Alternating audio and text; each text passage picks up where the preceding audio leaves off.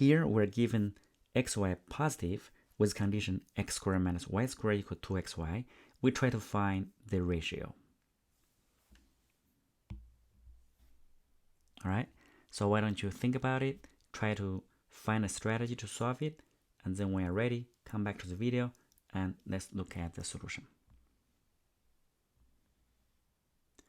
Now, key observation here is that the conditions that were given here is a polynomial that x and y, or each term, has same degree.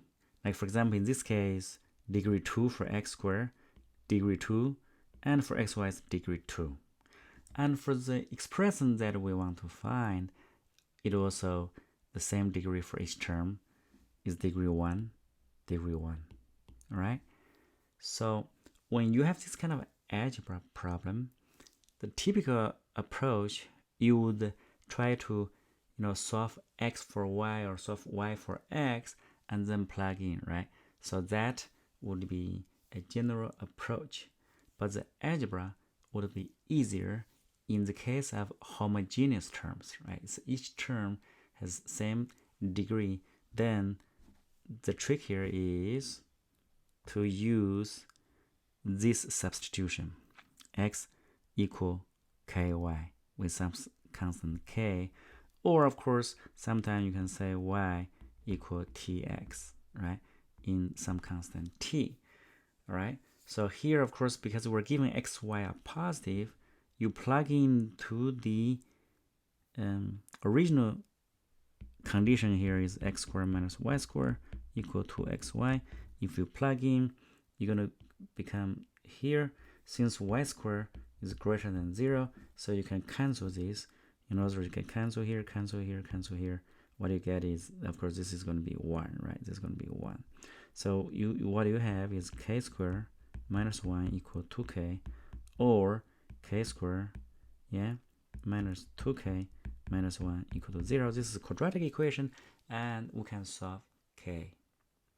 Yeah, so k would equal, plug in the formula, it's very straightforward, and this will be 2 plus 1 minus square root of 2 squared 4 and 4ac, that is 4 plus 4 will be 8, which is 2 squared of 2, and then you cancel that, right? So it's become 1 plus or minus square root of 2. Okay, however, since both x, y, and positive, k is greater than 0, so you need to ignore the negative value here, right? So you get rid of the negative value, so what we get is only keep the positive value. So k is given. Now that is easy now, right? And then we plug in here x plus y, and x equal ky, and then y cancels, yeah, and then you get this. When you plug in, for example, square root of plus 1 square root of plus 1 minus 1, that's equal 2 plus square root of 2 divided by square root of 2, and then equal this. Yeah, and another trick you may want to use, but here is not the critical, is that since k squared minus 2k minus 1 equal to 0, you can rewrite it as minus k plus 1 equals 0, or k minus 1 equal k plus 1, so k plus 1 over k minus 1 equal k. So here k plus 1 equal, this is actually k. All right, notice that the trick is useful because we cancel x and y because they have same degree, right? So the original equation here, because y has same degree, with this variable substitution, you're going to cancel y, and then you have the equation with k, and then you solve k. So the algebra is simpler than the other approach where you try to solve x for y, which of course is also a valid approach.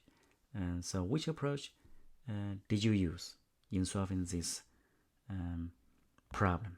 All right, so hopefully this is common trick you can use in solving some other algebra problem.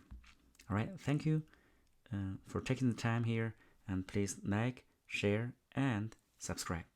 Thank you.